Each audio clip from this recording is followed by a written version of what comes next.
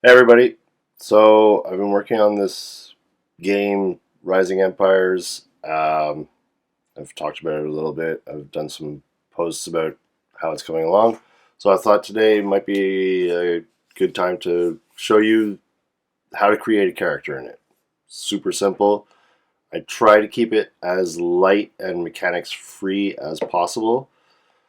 Overall, the game's got quite a few mechanics in it, but I think they're pretty intuitive, and obviously it'll change as I play it and figure out what works, what doesn't, and what needs to be added, what needs to be removed. But today we're going to look at how to create a character, and hopefully maybe you guys will give me some input on what you think could be changed, or what you like, what you don't like. So we're going to get to that. I'm Tristan. This is Heroes in Homebrew. All right, so you can see here we have the rules. It's just a Word doc right now. It's not completed.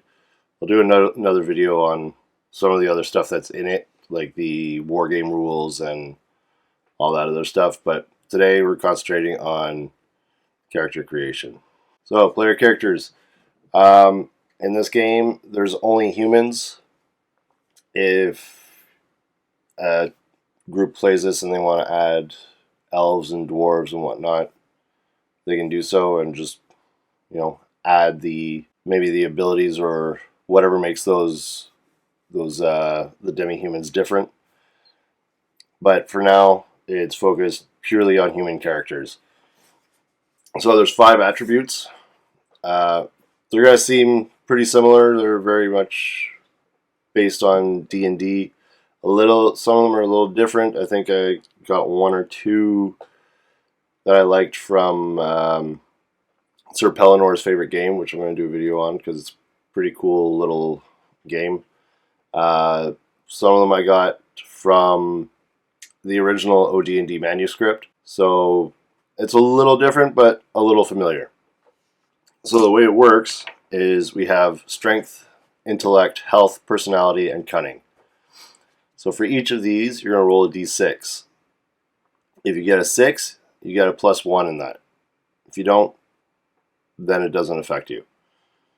So we've got this is my character sheet. We're going to call this guy, let's call him Magnus. So for strength, it's nothing. Intellect, nope. Health, nope. Personality, nope. And cunning, nothing. So he's got no +1s. It doesn't mean he can't do things that might use those attributes, just means he's not getting the bonuses for it. Maybe I might need to change that just to give it a bit more of a chance that you get one of them. Maybe you just roll like all 5 at the same time, and then you can pick which one you want to put it in. So I think maybe we'll have to change that and give it a better chance. Maybe it'll be a 5 and 6 or a 4 to 6. You get it, whatnot. So for now, he's got none of those. Now, where I think this makes it a little more interesting is what your character can do really comes from what you say about him. So you write like 2 or 3 sentences about his background. So say Magnus came from a fishing village. So that means maybe he knows how to sail a boat.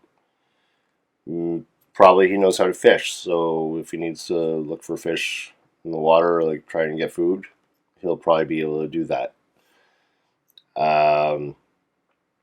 So anything that might fall into any experiences he might have had in that fishing village during the course of the campaign, it'll affect how he rolls for those tasks. Let's say he spent a lot of time hunting. So maybe he's very good in the wilderness and doesn't get lost. Hunting for food again might help him. Maybe he can track really well. Let's say he grew up sneaking into buildings. So maybe he can steal. Maybe he can climb walls really well. Maybe he is able to pick locks. I'm just doing this quick. Like, obviously, you can, when you create your character, you can take a little more time and like really think about like how you want the past of this character to affect him. The idea of Rising Empires is that it's basically, for at least for my campaign world when I run it, is it's going to be kind of a grim dark world. Maybe not like not Warhammer, but like it'll be sort of like a Dark Ages, ancients kind of world where there's a lot of war, there's a lot of different nations fighting each other, and the player characters in this are probably mostly soldiers or ex-soldiers or people who are just trying to make some coin and better their lives.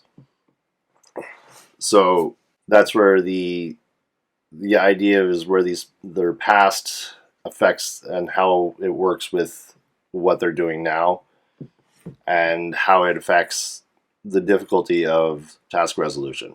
So characters are assumed to have simple clothing, canvas backpack, and a bedroll, and a basic weapon. So, just regular clothes, a backpack, a blanket, and maybe a sword or a dagger.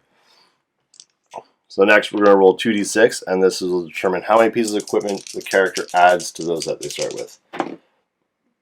He's going to add 3 pieces of equipment. So he's got clothes, backpack, bedroll, sword, and he can add 3 more to this. So I'm just going to put these marks here. So we're going to pick the equipment that he wants. So we're going to say he's going to get a water skin. I'm going to say 6 torches and flint and steel. Now that I picked those pieces of equipment, this is basically, the equipment list is basically, I took it directly from OD&D. I'm going to adjust it, but it was just, I wanted a placeholder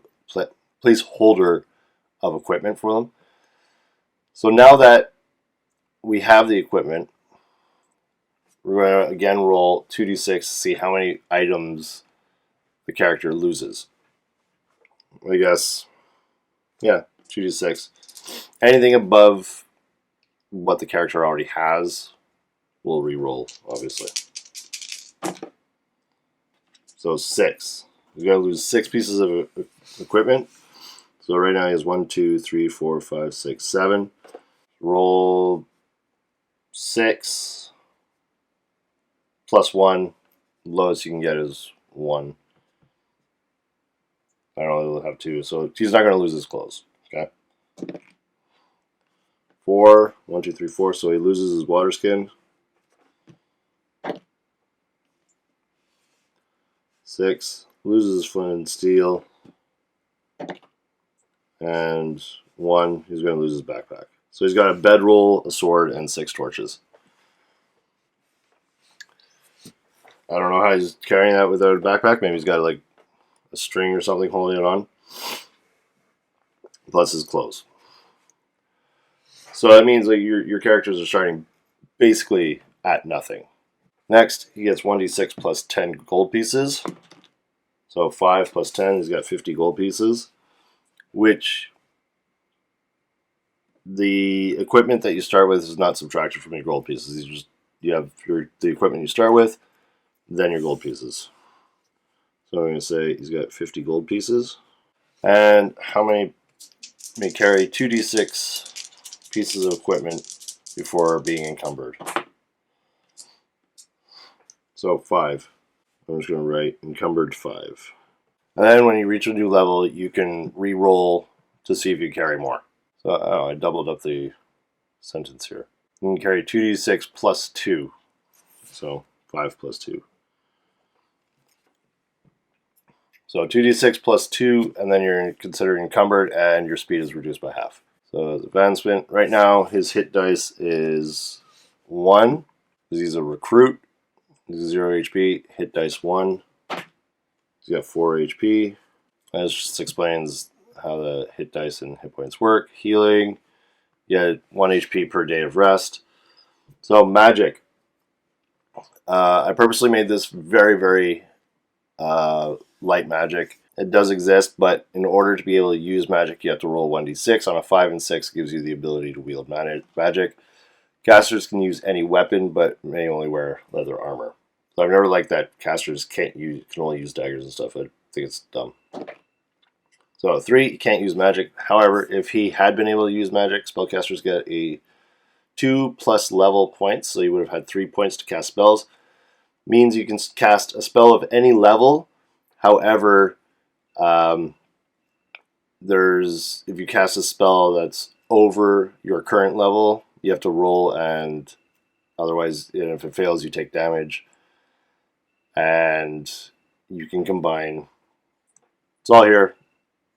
I think it's interesting. I think it's better than the regular Vancian magic. However, it is what it is. So that's it. So his AC, where is the armor class? I think it's lower. Here we go. Armor. So armor is considered light or heavy. Leather, chain, and padded is light. Plate or mail is heavy. Light armor has an armor class of 1. Heavy armor has a class of 2. Magical armor has a class of 3, but this should be rare. Adding a shield to light armor can raise the class to 2. I'm going to change that. I think it'll just make the attacks 1 less.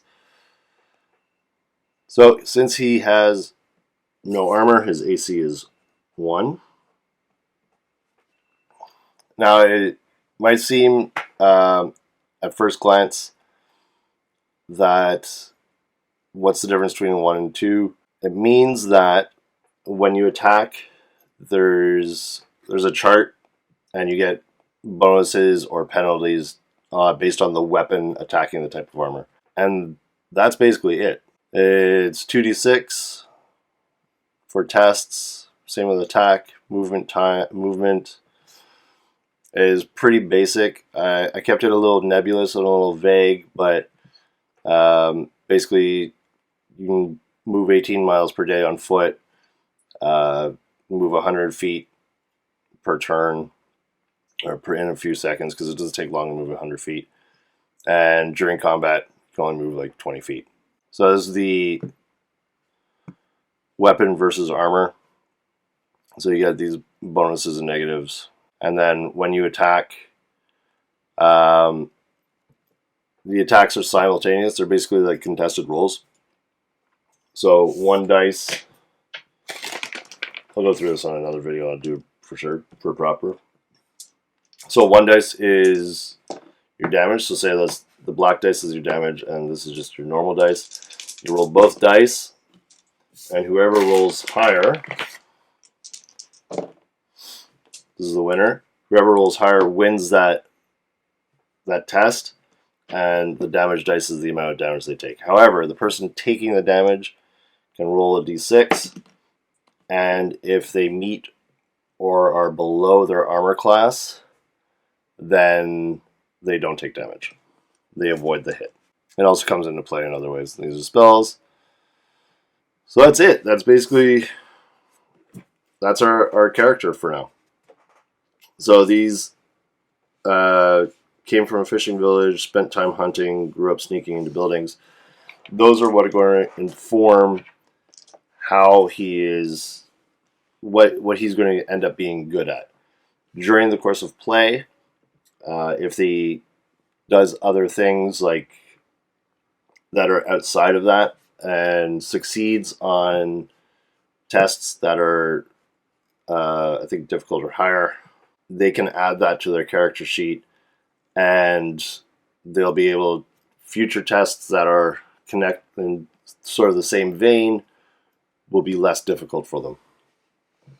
And that's basically it. Saving throws, again, are just regular tests, so you're just always rolling 2d6 to beat it. I know it's kind of like a core mechanic and all seems the same, but I did that for a reason, because I wanted to keep the mechanics as low as possible for this part. But again, it needs to be play tested, and hopefully I get to do that soon. I'm going to at least do it solo, but I would like to play it with a bunch of people and see how it works out, because there is way more in this game than just having a party of adventurers and dungeon crawling. And that's it for that. There's our character Magnus.